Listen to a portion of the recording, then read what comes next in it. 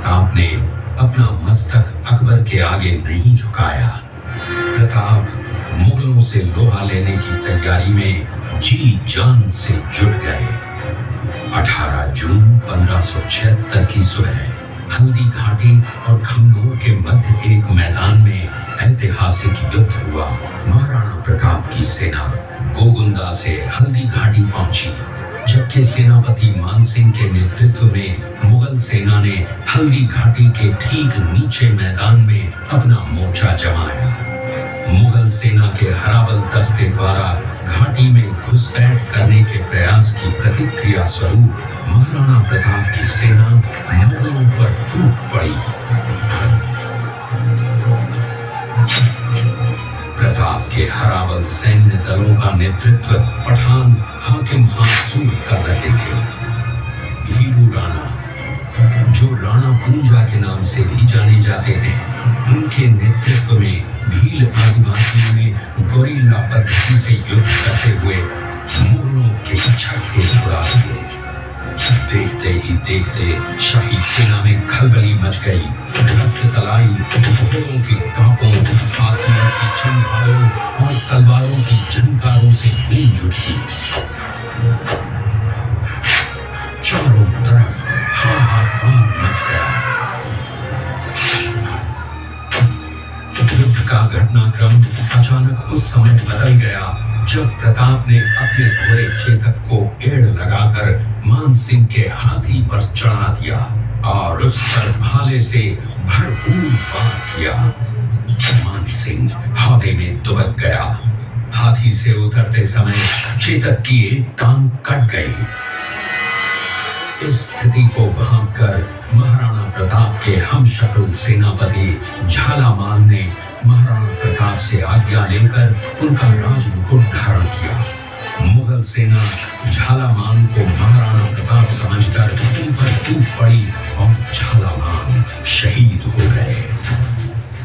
उधर चेतक ने अपने स्वामी को 5 किलोमीटर तक 3 टांगों पर ही लेकर एक बरसाती नाले को पार किया। उसके पश्चात उसके प्राण पखेरु उड़ गए। इस युद्ध से महाराणा प्रताप के मन पर गहरा प्रभाव पड़ा।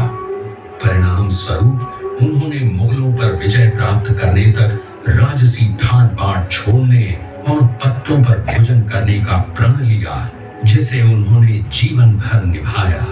महाराणा प्रताप ने अपना सैन्य बल बढ़ाकर सर्वप्रथम अरावली पर्वत की घाटियों में बसे दिवेर पर चढ़ाई कर विजय प्राप्त की। इसके बाद कुंभलगढ़ पर भी विजय प्राप्त की। सिर्फ चित्तौड़गढ़ को छोड़कर सारे मेवाड़ को अपने अधीन कर लिया। कालांतर में महाराणा ने चावंड में अपनी राजधानी स्थापित की।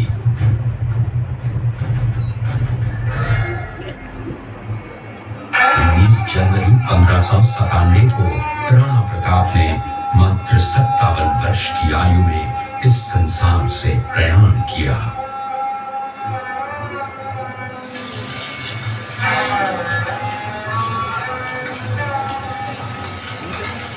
हल्दी घाटी का युद्ध एक सांप्रदायिक युद्ध न होकर आत्मसम्मान, मातृभूमि की स्वतंत्रता, जो आत्मसम्मान व देश गौरव के लिए दिन रात जलता रहा, या जिसकी प्रखर किरणों ने भारत माता को गुलामी की जंजीरों से मुक्त कराने के लिए सदा प्रेरित किया। चलेंगे आगे एग्जिट की तरफ, कोने में गेट है, आगे की तरफ चलना है। कामत की कोख से विक्रम संवत 1597 में अर्थात 9 मई 1540 को बाल्यकाल चित्तौड़गढ़ में गुजरा। सन 1567 में अकबर ने जब चित्तौड़गढ़ पर आक्रमण किया तो मेवाड़ के प्रमुख सरदारों और सेना नायकों के आग्रह पर महाराणा उदय सिंह ने चित्तौड़गढ़ छोड़ दिया। अपने देश, कुल, गौरव और मातृभूमि की मर्यादा के लिए प्राण न्योछावर करने वाले योद्धाओं और लड़नाओं से प्रताप ने न केवल सीख ली, बल्कि ये घटना जीवन का आधार बन गए। फरवरी 1572 को महाराणा उदय सिंह का देहांत हुआ। प्रताप की ज्येष्ठता और योग्यता को ध्यान में रखते हुए सरदारों ने उनको राजगद्दी पर आसीन किया। होली के दिन उनका गोगुंदा में राज तिलक हुआ। उस समय तक लगभग सभी राजाओं ने अकबर की अधीनता स्वीकार कर ली थी। एकमात्र महाराणा प्रताप ने अपना मस्तक अकबर के आगे नहीं झुकाया। प्रताप मुगलों से लोहा लेने की तैयारी में जी जान से जुट गए। 18 जून 1576 की सुबह हल्दी घाटी और खमनोर के मध्य एक मैदान में ऐतिहासिक युद्ध हुआ।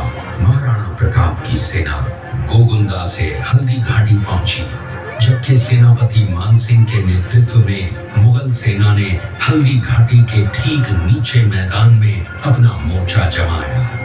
मुगल सेना के हरावल दस्ते द्वारा घाटी में घुसपैठ करने के प्रयास की प्रतिक्रिया स्वरूप महाराणा प्रताप की सेना मुगलों पर टूट पड़ी।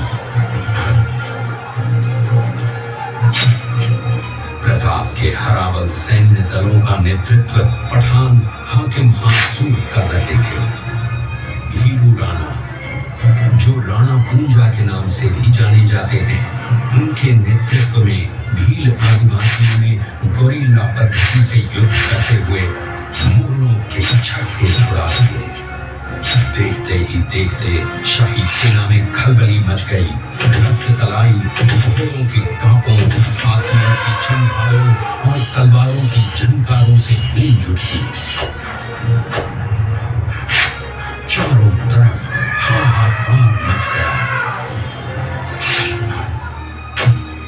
युद्ध का घटनाक्रम अचानक उस समय बदल गया जब प्रताप ने अपने घोड़े चेतक को एड़ लगाकर मानसिंह के हाथी पर चढ़ा दिया और उस पर भाले से भरपूर वार किया। मानसिंह हौदे में दुबक गया। हाथी से उतरते समय चेतक की एक टांग कट गई। इस स्थिति को भांपकर महाराणा प्रताप के हमशक्ल सेनापति झालामान ने महाराणा प्रताप से आज्ञा लेकर उनका राजमुकुट धारण किया। मुगल सेना झालामान को महाराणा प्रताप समझकर उन पर टूट पड़ी और झालामान शहीद हो गए।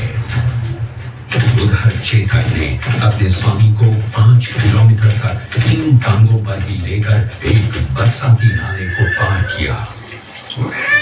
उसके पश्चात उसके प्राण पखेरु उड़ गए।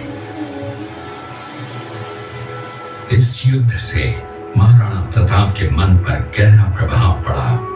परिणाम स्वरूप उन्होंने मुगलों पर विजय प्राप्त करने तक राजसी ठाट बाट छोड़ने और पत्तों पर भोजन करने का प्रण लिया, जिसे उन्होंने जीवन भर निभाया।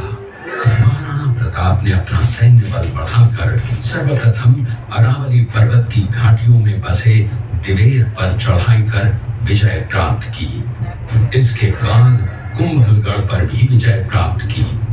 सिर्फ चित्तौड़गढ़ को छोड़कर सारे मेवाड़ को अपने अधीन कर लिया। कालांतर में महाराणा ने चावंड में अपनी राजधानी स्थापित की।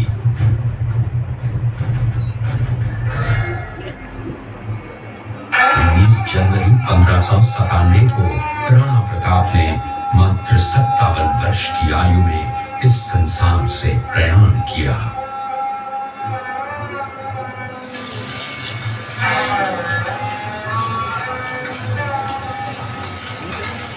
हल्दी घाटी का युद्ध एक सांप्रदायिक युद्ध न होकर आत्मसम्मान, मातृभूमि की स्वतंत्रता, जो आत्मसम्मान व देश गौरव के लिए दिन रात जलता रहा, या जिसकी प्रखर किरणों ने भारत माता को गुलामी की जंजीरों से मुक्त कराने के लिए सदा प्रेरित किया। चलेंगे आगे एग्जिट की तरफ, कोने में गेट है, आगे की तरफ चलना है। हल्दी घाटी युद्ध के बाद महाराणा प्रताप अपनी प्रतिज्ञा का पालन करने के लिए वनवासी जीवन व्यतीत करने लगे। उनके पास पर्याप्त संपत्ति नहीं थी, तो उनके वित्त मंत्री भामाशाह ने अपनी सारी सुख सुविधा को छोड़कर अपने राजा को स्वयं का धन 25 लाख रुपए व राजकोष में 20,000 अशर्फियां देश के लिए अर्पित की, जिससे महाराणा प्रताप ने 12 वर्षों तक अपनी सेना को संगठित किया, सैन्य शक्ति को बढ़ाया और मेवाड़ मातृभूमि को आजाद करवाया। इस किले का प्राचीन नाम मच्छिंद्रगढ़ है। इस किले का निर्माण महाराणा कुंभम ने करवाया था। इस किले के अंदर 9 मई 1540 ईस्वी में महाराणा प्रताप का जन्म हुआ था। इस किले की ऊंचाई समुद्र तल से 3,568 फीट की है। इस किले की दीवार 36 किलोमीटर तक फैली हुई है। इस दीवार का नाम ग्रेट वॉल ऑफ चाइना के बाद द्वितीय पायदान पर दर्ज है। इस किले के अंदर 360 प्राचीन मंदिर हैं। उन मंदिरों में से जग प्रसिद्ध महादेव का मंदिर सबसे प्राचीन है। कुंभलगढ़ किला यहाँ से 65 किलोमीटर की दूरी पर है। कृपया अब आप सब राजधानी चित्तौड़गढ़ का है। इसी किले के अंदर महाराणा प्रताप का बचपन बीता था। इस किले की तलहटियों में महाराणा प्रताप ने अपने गुरु से शिक्षा प्राप्त की थी। ये किला 12 वर्ग किलोमीटर में फैला हुआ है। इस किले पर जब भी विदेशी आक्रांताओं ने आक्रमण किया और उस आक्रमण में कोई भी राजा व सैनिक वीर गति को प्राप्त कर लेते, तो उनकी पत्नियां वीरांगनाएं अपने सतीत्व की रक्षा करने के लिए जलती हुई अग्नि में कूद प्राणों को त्याग देती थी, जिसे हम जौहर कहते हैं। चित्तौड़गढ़ में 3 मुख्य बड़े जौहर हुए थे। प्रथम जौहर 1303 ईस्वी में रानी पद्मिनी ने 16,000 स्त्रियों वीरांगनाओं के साथ जौहर किया था, सिर्फ अल्लाउद्दीन खिलजी के कारण। दूसरा जौहर 1533 ईस्वी में गुजरात के शासक बहादुर शाह के आक्रमण के कारण रानी कर्मावती ने वीरांगनाओं के साथ किया। और तीसरा जौहर 1568 ईस्वी में जब अकबर ने चित्तौड़गढ़ पर आक्रमण किया, उसी समय रानी फूलकुंवरी ने 7,000 वीरांगनाओं के साथ जौहर किया। फिर भी अकबर का मन नहीं भरा और अंत में हजारों आम लोगों का कत्लेआम करवाकर उन्हें मौत के घाट उतारा गया। इस किले में देखने योग्य विजय स्तंभ है, कीर्ति स्तंभ, मीरा मंदिर, जैन मंदिर, कालिका माता मंदिर, भामाशाह हवेली, कुंभाश्याम मंदिर, फतेह प्रकाश महल हैं। ये किला यहाँ से 140 किलोमीटर दूरी पर है। ये देखते हुए सभी अतिथि आगे की तरफ चले। मुगल सेना में भगदड़ मच गई। मुगल सेना को अपनी छावनियों को छोड़कर भागना पड़ा। छावनियों के अंदर से लूटा हुआ माल व अब्दुल रहीम खान खाना, जिसकी बेगम आनी खान को बंदी बनाकर महाराणा प्रताप के सामने पेश किया गया। तब अमर सिंह पर महाराणा प्रताप क्रोधित हुए और कहा, जहां से इस नारी को बंदी बनाकर लाए हो, इसे पुनः ससम्मान लौटा कर आओ। महाराणा प्रताप ने कहा, हमें नारी से कोई दुश्मनी नहीं है, हमें तो देश विद्रोहियों से दुश्मनी है, जिन्होंने चारों तरफ आतंक फैलाया है। महाराणा प्रताप के आदेश का पालन करते हुए कुंवर अमर सिंह ने उस मुगल नारी को ससम्मान छावनी तक पहुंचाया। इस प्रकार महाराणा प्रताप ने अपने क्षत्रिय राजपूत धर्म का पालन किया और पराई स्त्रियों को मां, बेटी और बहन का दर्जा दिया। ये है महाराणा प्रताप का चरित्र और नैतिक उदारता का परिचय। एक ऐसी मां थी जिसने अपने पुत्र का बलिदान देकर राजवंश की रक्षा की थी। उस मां का नाम पन्ना धाय था।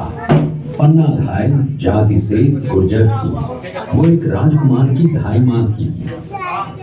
उसी किले के अंदर की ये घटना है। मेवाड़ की एक ऐसी मां थी जिसने अपने पुत्र का बलिदान देकर राजवंश की रक्षा की थी। उस मां का नाम पन्नाधाय था। पन्नाधाय जाति से गुर्जर थी।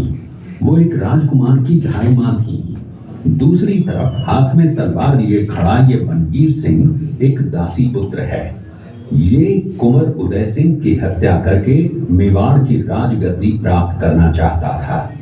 एक रात्रि बनवीर सिंह को मौका मिला। वो राजकुमार उदय सिंह के बड़े भाई विक्रमादित्य सिंह की हत्या करके राजमहल की तरफ आगे बढ़ा। इसकी सूचना पन्नाधाय को लग गई। कुछ समय तक पन्नाधाय चिंतित हुई।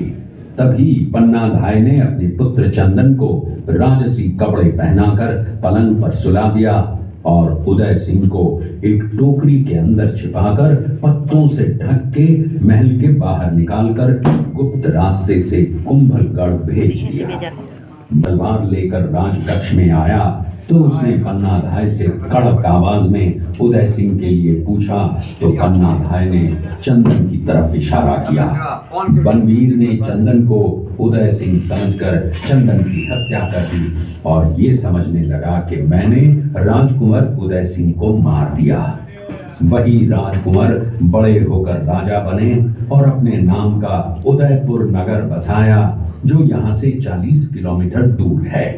और उन्हीं के पुत्र महाराणा प्रताप हुए जिन्होंने हल्दी घाटी का युद्ध लड़ा और आज हम लोग उनका इतिहास यहाँ पर देख रहे हैं। ये देखते हुए सभी अतिथि आगे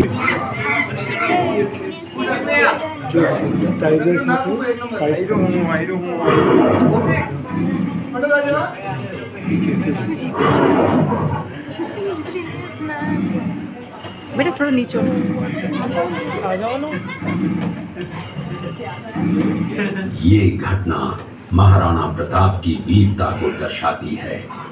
एक समय नरभक्षी बाघ का आतंक छाया हुआ था। महाराणा प्रताप ने उस बाघ का शिकार कर उस बाघ को मार डाला। ये घटना महाराणा प्रताप की वीरता की प्रतीक है। कृपया इस दृश्य में देखिए महाराणा प्रताप अपनी प्रतिज्ञा का पालन करते हुए।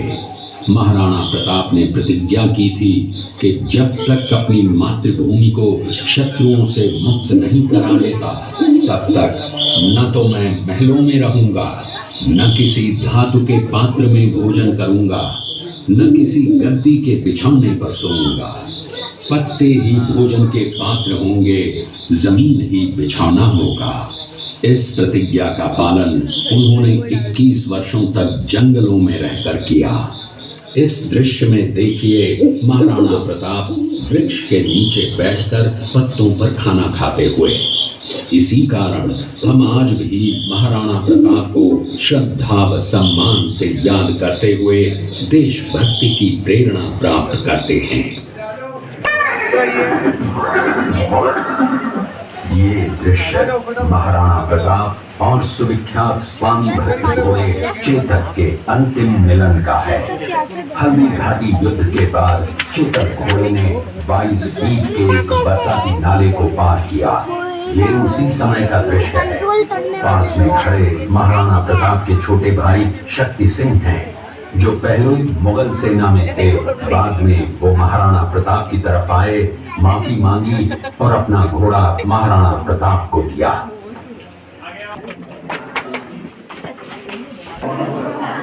ये तो पूरे योद्धा है।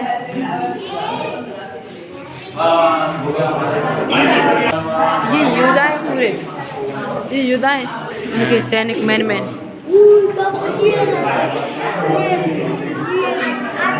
तो ये देखिए, आ जाओ गौरा इधर आओ।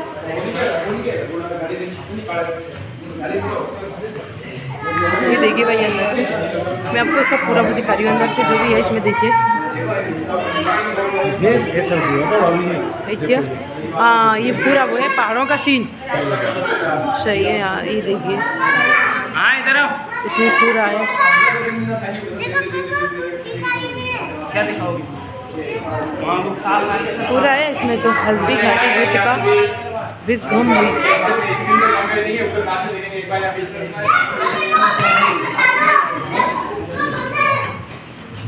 इधर आओ इधर। ये देखो पूरा दिखाया है इसमें।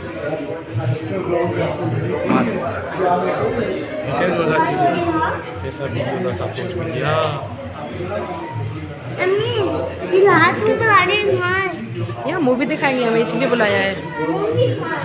अंदर है बेटा। इस तरह की पार्टी देखो है भाई साहब। देखो कितना खतरनाक हाँ वो दिखाया। Ini lagi di